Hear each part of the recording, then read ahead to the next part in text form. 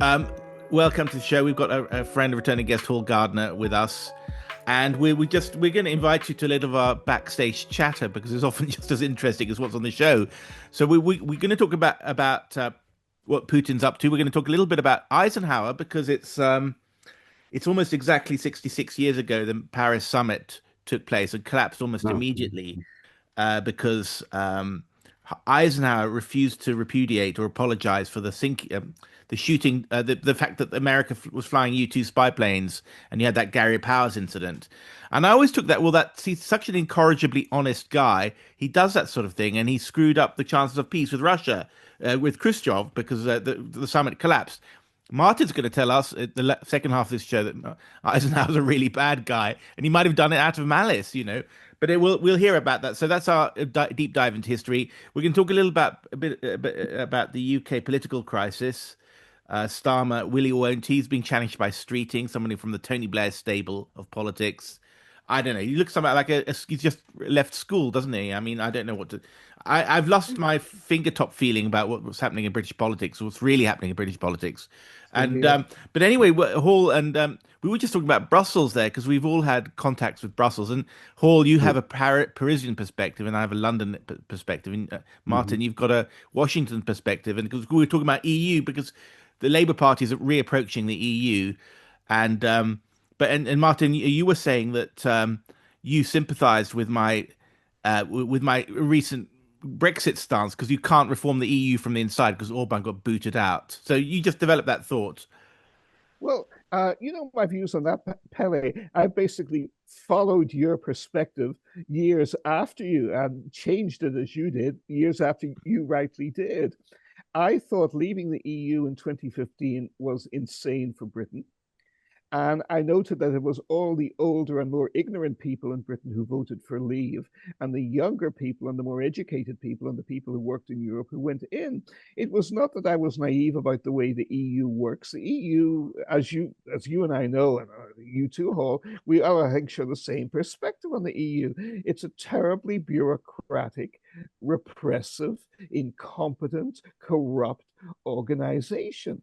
And European civilization overall, especially in Western Europe, has withered miserably with it.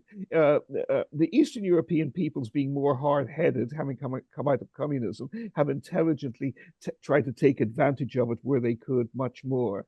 And I think their policies are much more sensible and successful and enlightened. But that's not at the expense of Western Europe. The Western Europeans have been cutting their own throats. And you can't blame the Eastern Europeans for it, or the Americans, or the Russians. But the problem is, where do you go?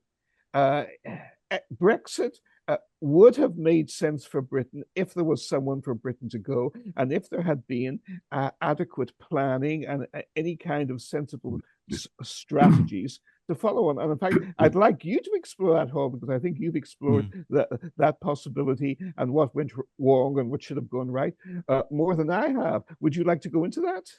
Well, I'll just say 2 points because I prepared on Eisenhower here, but it's okay. I can talk about this too. Um, First of all, the All of it, EU, all of it.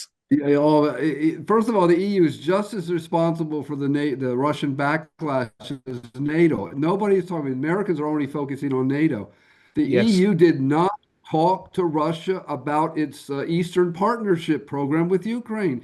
It refused to talk about it. So it started expanding into former Soviet or Russian spheres of influence in 2008. This Eastern Partnership was going to draw in associate members from 2008 on, and they finalized the agreement with Ukraine by 2013, and suddenly the Ukrainians realized, my God, you're taking away most of the Russian economy, mainly the eastern section, and you're going to actually hurt us economically, and for not that great a deal. And suddenly you had the maiden Euro maiden movement, we Exactly. because the Ukrainian leadership finally realized, well, we have to bring Putin into here. The EU refused to bring a discussion between Russia, Ukraine, and the EU that would have probably Absolutely. mediated the differences between them and caused a less of a backlash from the Russian point of view.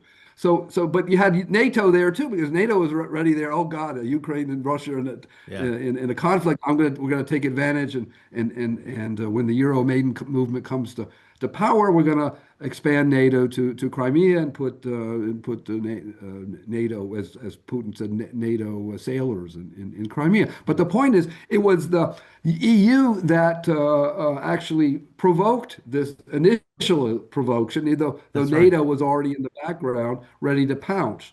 To my view, and this is the theme of my next book, American Myopia, it's really the uncoordinated double enlargement of NATO and the EU that Mm. provoked the Russian backlash.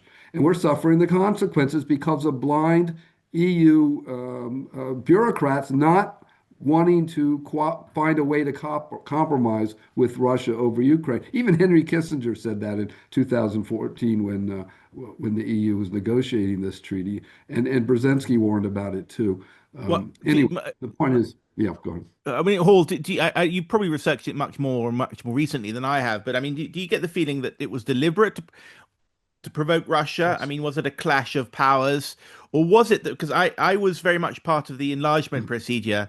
I mean, I Yeah. covered it closely and I thought about it a lot. I knew a lot of East Europeans. Basically, the EU said you too can become a part of paradise if you just follow these rules.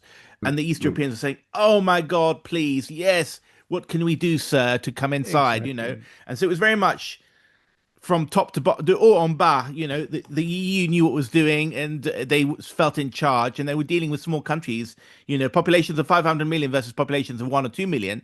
So there's a huge power disparity there. And then the EU, the Europeans, East Europeans probably thought, well, just give us the regional money and we'll say whatever you want. But it gave this kind of sense of hubris to all these bureaucrats who aren't capable. They're just thinking in terms of rules. And then you authenticate Yeah. the communautaire acquis, the 80,000 pages. And that made Yeah. the God, bureaucrats it's happy. And it ridiculous. became an automatic thing. You just chomped and one country further to the east after, and then they ran up against Russia, and they couldn't think geopolitically, and they didn't understand it, and they didn't Well, know I the think the beast they were Eastern dealing with, Europeans were thinking geopolitics. I or they think the were Western thinking Europeans weren't. most I think, because yeah, Sikorsky and Bildt inserted a security clause into what Ukraine yeah. was going to agree to, which most Europeans didn't think about, but you can bloody well be sure that the Russians saw it straight away. Yeah.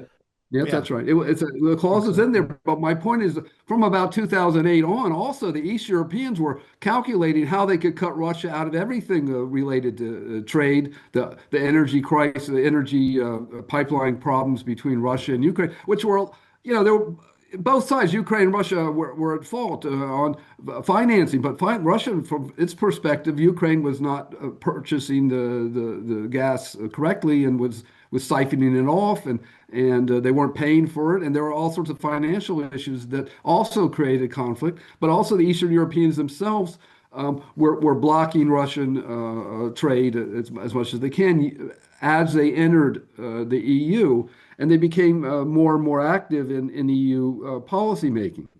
And so it's a little bit of both. I think the Western Europeans weren't thinking about it the way I read, I it, at least agree. from sitting in France. The French were thinking they could bring Russia closer to EU and NATO in 2008 when they rejoined NATO's integrated command on the conventional side, but not the nuclear. They rejoined NATO and to participate in NATO activities. But that was the idea at that time was France was going to bring Russia in closer to NATO. That was one of the, and I in fact legitimized that myself in a couple of debates on Mm. France 24. Jacques Maillard was very against the NATO and France's re-entry into NATO's conventional command. I myself feel guilty for pushing that line because nothing came out of it.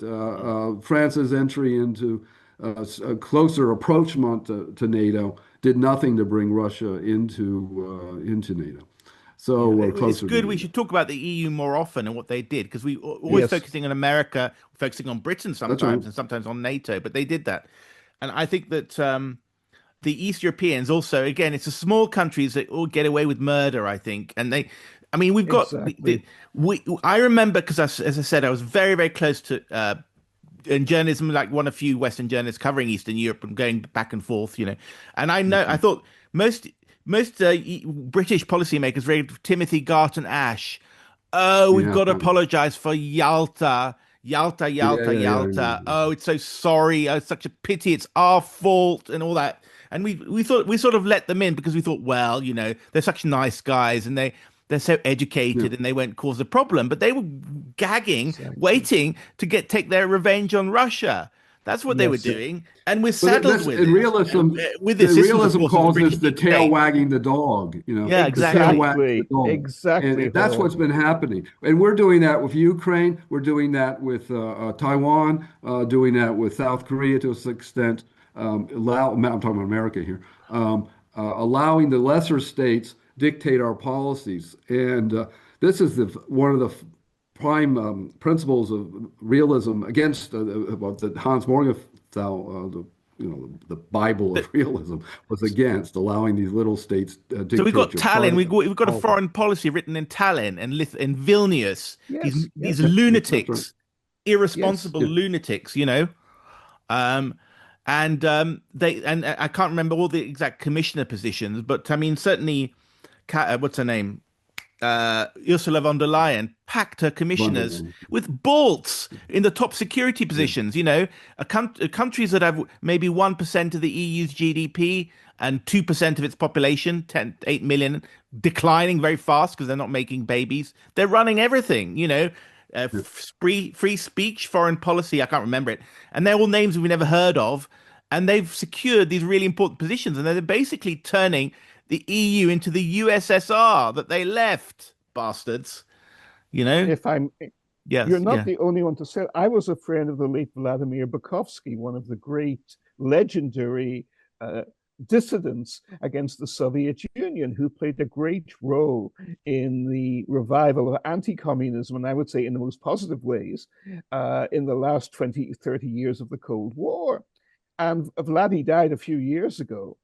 But in his later years, he despaired of this. He felt both the EU and the United States were replicating the bureaucracy and the stifling of free speech and independent thought, and even of free markets and of free enterprise that had crushed and people into despair, not just in Eastern Europe, but in the Soviet Union too. And he routinely referred to the European Union as the EUSSR.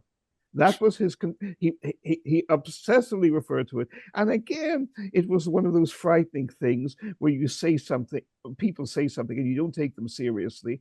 And 30 years later, you look back and you think, my God, not only were they prophetically right, but what seemed to be absurd then is self-evident truth today. Hmm. Mm. If I may say, in my first book, Surviving the Millennium, Yes. 1994, I argued for building up an Eastern European Confederation as opposed to in between Russia and the Europeans, rather than Oh, expanding the EU into Central Habsburg Europe. Empire renewed. Yeah, Absolutely. exactly. Yes. But backing it with NATO, but NATO would not go forward. It would be in the background and Mm. help build the Partnership for Peace, which was, Clinton overruled his own NATO commanders, the Defense Department, and many high level authorities by expanding NATO, and the EU just followed along. The U.S. allowed EU and NATO to go in together, but that didn't really coordinate the two. Mm. And this, with me, was the major fault. It wasn't just NATO expanding; it was the EU expanding too, but behind a little bit later, but nevertheless following NATO to most extent, where they weren't coordinating. But the point is that we should have built up Eastern Europe, allowed it to help itself build up greater integration among Eastern European states, and stay in the background. It would have Mm. been a totally different scene, and then you would have kind of a neutral buffer Yes. between the EU and Russia. And that's, by the way, what Halford Mackinder in his book actually argued. He didn't argue for this heartland, rimland expansion thing. If you read his Democracy, I think it's Democracy and the Democratic Idea, he actually argued for a neutral grouping of states between Germany and Russia, or Soviet Union at the time. Mm. And that didn't come about. And that's really the biggest geopolitical mistake of the century. And that's why we're in such conflict with Russia today. We should have had Agree totally. a neutral grouping of states in Eastern Europe. And they could have been protected. They could have protected themselves, built up, but with, as I said, with NATO and the EU in the background rather than the forefront.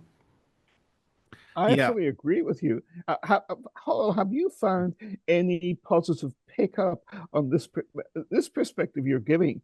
As you well know, and as I can testify from the Washington perspective over the last 30 years, nobody in Washington, on either the right or the left, gave a moment's thought to this approach that you have given. The idea of that the Danube River automatically like the Rhine in the West or the Mississippi in America, it automatically unites the continent. It automatically creates its own economic and social vast area as well. But in recent years, have you found anybody picking up on this, or is there more blindness than ever?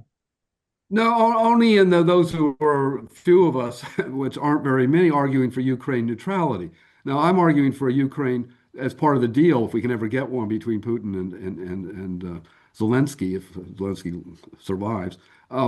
Ukraine neutrality, but it could also be coupled with neutrality of Georgia, neutrality of Armenia, which is in the CSTO, but doesn't want to be part of it anymore because Putin didn't back him against Azerbaijan, and Moldova. And you could find confederal arrangements between Transnistria and South Transnistria and Moldova and Georgia and South Ossetia and the other province there, and begin to form a neutral belt between between Russia and the EU by reinforcing Ukrainian neutrality. But it has to be done from the top, and that's where you can bring in Eisenhower. With Eisenhower, at least worked to solve Austria on a neutral level rather than trying to bring Austria into NATO, but he still pushed for Germany into NATO. We can debate that later. But my point is a neutral Ukraine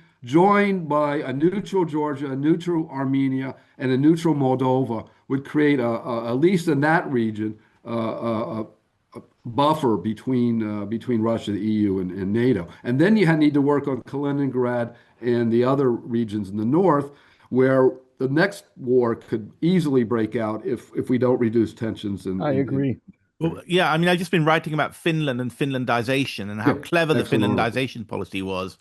And now, of course, I mean, they actually regarded themselves as sovereign, even though they're under the influence of Russia, because they were sovereign to make decisions and they were pretty tough against the Russians. And now they're basically taking orders from Brussels, which they weren't before, Brussels and Washington. So they're much less free now, the Finns, than they were even though when they were neutral. Interesting. Yes. Yeah. But anyway, we're going to. I really enjoyed your article. I cited it in my book. Oh, great. Okay, I'm privileged. Thank you. That's a privilege. This neutrality. I got a lot of feedback, I should say, not pushback. A lot of people agreed with me and not a lot of people know about the northern regions. None of the podcasters talk about it because they don't speak the languages. So I'm going to explore that. Anyway, we're going to talk about Eisenhower for a bit. You got Francis Gary Powers shot down over Sverdlovsk. Initially, the American authorities claimed the incident involved a civilian NASA weather aircraft, but were forced to admit its true purpose after the Soviet government produced and captured the pilot and parts of the plane's surveillance equipment. Khrushchev made it clear, that it was just on the eve of the Paris summit, which was on the 16th of May, 1960, so almost exactly 66 years ago. But Eisenhower took responsibility for it and said, yes, it was us, I knew. And what an article says here is that Khrushchev even suggested to U.S. Ambassador Thompson that he could not help but suspect that someone had launched this operation with the deliberate intent of spoiling the summit meeting. And that might be true. That's what I thought. And congressional research defense analysts later concluded that many observers believed that when Eisenhower accepted responsibility for the overflights, he made reaching agreements with Moscow much more difficult. The summit collapsed. Khrushchev walked off in a huff because he'd been challenged directly by Eisenhower. Said, "It's my responsibility." Well, I always thought Eisenhower was a good guy. He'd been misled by his CIA. He talked about the military-industrial complex so wisely. And then, he reined back the Brits and the French at Suez, a good man. But Martin, the other day, you were talking quite eloquently about the fact that he was not such a good president. So could you talk to us, and then Hall will come in with his thoughts about it? I got lots to say. Yes, I'm fascinated. I'd rather have you talk first than me, actually, on this whole, because I think I, like you, correct me if I'm wrong here, we both have complex approaches to Yes, Eisenhower that right. exactly, like you, I admire him enormously still. In so many respects, he's the most admirable of presidents, the most admirable of human beings. But there's the other side of him, too, that is ignored. Eisenhower is now vastly revered for two reasons in America over the past 50 years. And one reporter, a beautiful writer, hugely influential, but also a naive, innocent twit, the nearest thing to a Boy Scout virgin you can find in American, I think, political discourse, the late David Halberstam, in his book, Right. The Best and the Brightest. As you know, he raises Eisenhower up to God status for refusing to go into Vietnam in 1954, when there was a huge amount of pressure on Ike from Admiral Radford, the chairman of the Joint Chiefs of Staff, from all the Army and Republican Party superhawks to go in, from Richard Nixon also to go in. There was even serious talk from the US Navy about using nukes to save the French at Dien Bien Phu. And Eisenhower was at his very best then. And not only did he single handedly restrain everything back, and he had several very interesting allies. All the best generals of World War II. Uh, Including even MacArthur, who had wanted to use nukes in 1950, already recognized by the mid 1950s that it was a suicidal way to go, that the last thing America should ever do was get involved in a land war in Asia, which that people should shout, I think, today at the top of their voices to President Trump and to Secretary of Defense Pete Hegseth. Do not, the idea that you're going to conquer a nation of Iran or intimidate 93 million people by landing 6,500 Marines at the Gulf of Hormuz. Will you want to laugh first, Hall, or shall I? Yeah, yeah. Try Exactly. not to. But there's another side to Ike. Yeah. People also love the legendary address in 1960 when he warns against truly sinister and overpowerful military industrial complex. But this was classic Eisenhower. At the very time when he leaves office, he tells the truth and he shifts the blame. And why does he tell the truth? To get himself off the hook. Because who built the military industrial complex? Yeah. Eisenhower Yeah. did. US defense spending, and you will correct me on the details here, I know if I need to, please add further ones, were averaged around 10% of government spending uh, uh, through all of the Eisenhower two terms in office. It was the highest level of military expenditure as a percentage of overall budget and overall GDP in American history to this day. Neither the current Trump mega buildup nor the bungled and stupid and insane George W. Bush global war on terror buildup, nor the quadrupling of the federal deficit buildup under Caspar Weinberger and Ronald Reagan ever reached even half the percentage levels of GDP and annual budget that they did under Eisenhower. Now, because of the strength of the American economy in those years financially, it could be carried easily, and there was an enormous positive effect that did carry on into the wider economy in terms of enormous technological innovation, arguably one of the fastest decades of technological innovation in American history, far faster than we had even later in the space program. It was magnificent. It was dramatic. But it was a military buildup. And in the same years, we came closer to nuclear confrontation with the Soviets than we had ever had done before. It got worse at first under President Kennedy, but that was from the momentum that Eisenhower and his people had built up. It was President Kennedy who pulled us back from the brink in the Cuban Missile Crisis and then worked very hard in his last year. And it was Eisenhower's loyal people, Nixon, Allen Dulles, all the hardline generals like Lyman Limnitzer and the truly sinister and insane Curtis LeMay, who were pushing us towards Armageddon during those years. And Eisenhower gave them full hand. If you remember the movie Ben-Hur, the Charioteer has a team of 4 horses, and the successful charioteers are very daring and run risks, and they whip the horses on and they make them gallop. And that was Eisenhower. Eisenhower was the charioteer driving the four horses of the apocalypse. And you could say that the horses were Nixon, they were Curtis LeMay, they were Lyman Limnitzer. Well, we can name them. They were certainly Allen Dulles. Curiously enough, they were not the man who was blamed at the time, John Foster Dulles.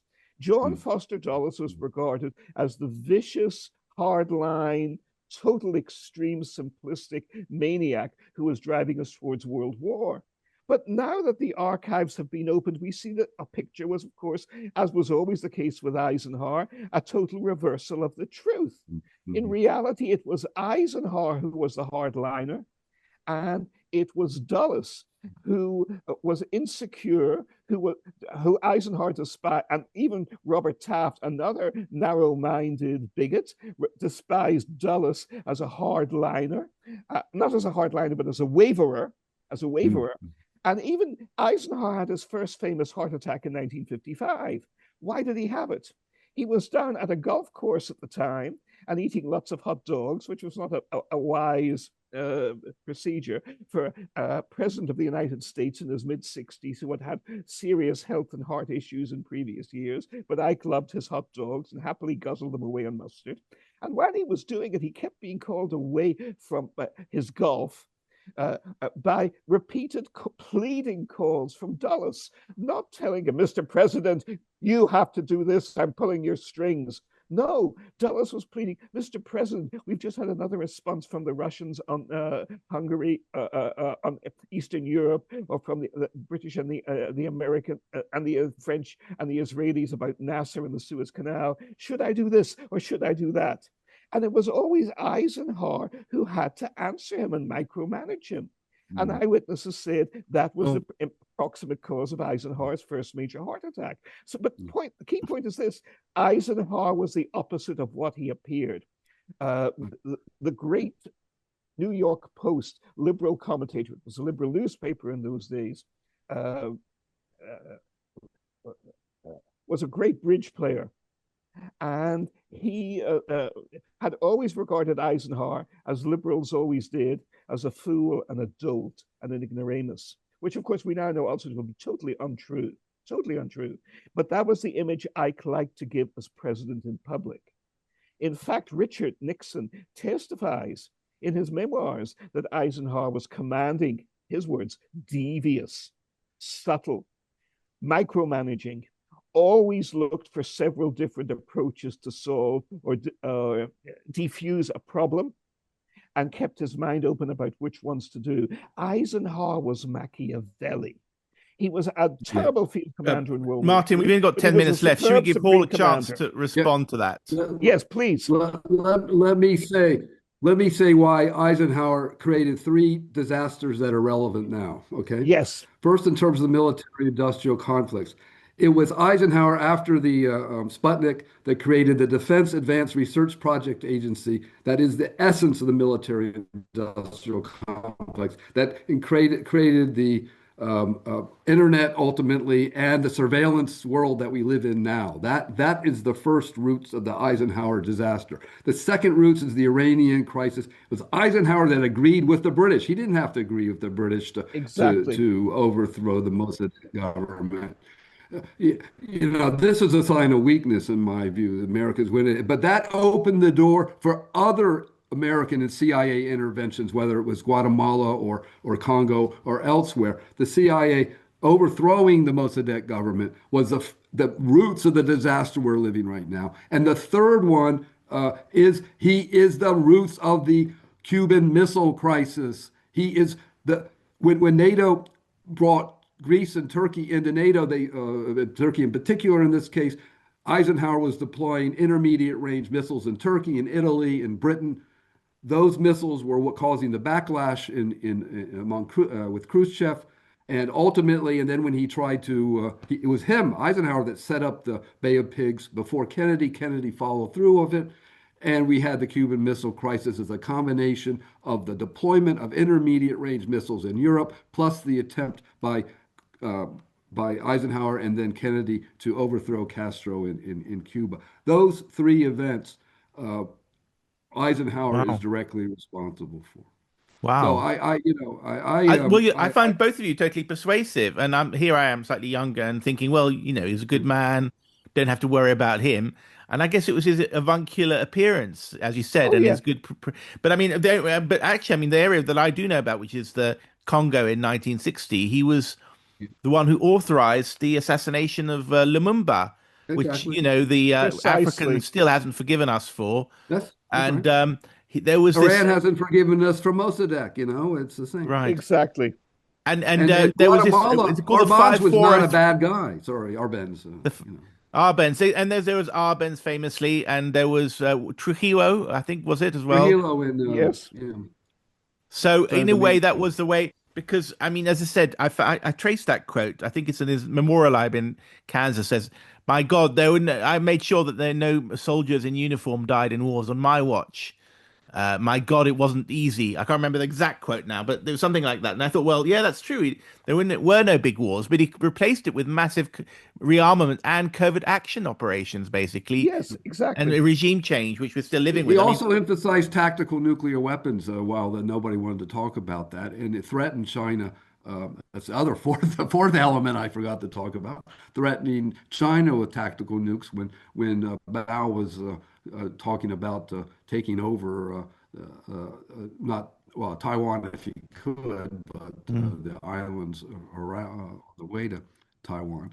Um, and the point is that he didn't leave out this nuclear equation at all. This was part of his strategy. And in fact, he argued that we should have nuclear superiority. But Kennedy fell for that too. Kennedy said there was a missile gap and the Russians had it. That was all baloney. Eisenhower knew the U.S. had superiority. He knew it through the spy Gary Powers and the U-2 spy well, I operations. mean, Kennedy had to do And that to win the election, right? I mean, I yeah, don't know if you exactly. This is believe in American it. politics. You have to look tougher than the guy that's in office. Biden played that, and Trump played that, and Biden tried to play it too. It's just Mm. unreal. Um, so Okay, anyway, so the point is the, that yeah. four areas there where Eisenhower, including the China-Taiwan issue, Eisenhower made things worse, not better. I guess Let's it's this also add idea that But Vietnam. he's got the greatest speech. The military-industrial complex speech is amazing. It's an incredible speech. It's prophetic. I did a whole analysis of it, and every part of it comes true. But the problem is he's the one who did it all. So Exactly. But you you know, find this is a pattern in Ike's previous career. He writes a note before D-Day. If D-Day fails, I will take full responsibility. And again, he's getting himself off the hook. Actually, he had nothing to do with the planning of D-Day. He chaired meetings, all the military ground planning and operation, the expansion of the punch from three, not just divisions, from three landing sites to five, was driven through by two other generals, primarily by the British Bernard Montgomery, and loyally supported at his very best by the really great American fighting general of the West in the war, Omar N. Bradley. And both Bradley and Montgomery came to despise Eisenhower as a liar, mm, as did President Harry Truman. Mm. And of course, so did Doug MacArthur. All the most eminent American leaders who fought under Eisenhower came to despise him as a human being and as a combat general. And this is mm, very important yeah. because it replies in the presidency. He also loses the Middle East to the Soviets in the 1950s by the way he handles the Suez Mm. crisis. Mm. The CIA, under Eisenhower's encouraging leadership, built up Nasser. They advised him on how to become coup proof himself. They advised him on how to destabilize the regimes in Arabia and in Syria. To Eisenhower, Britain was the great enemy in the Middle East who had to be pulled out of the Middle East and undermined in the Middle East, not the Soviet Union. He Mm. didn't realize the British Empire was on death's door and was collapsing anyway. He didn't care about the Soviets. He didn't think they would take over. And Nasser led him by the nose. Mm. Even Dulles tried to warn him against this. That is to say, not Alan Dulles, but the other Dulles. And my own teacher, the late Professor Eli Kaduri, who died in 1993, as I recall, was an Iraqi Jew. And he regarded the toppling of Mossadegh as contemptible. And he despised the CIA role then too, and he wrote a classic essay, which is in his book, the Chatham House version, sorry, Chatham, the Chatham House version, for any viewers who want to follow it up.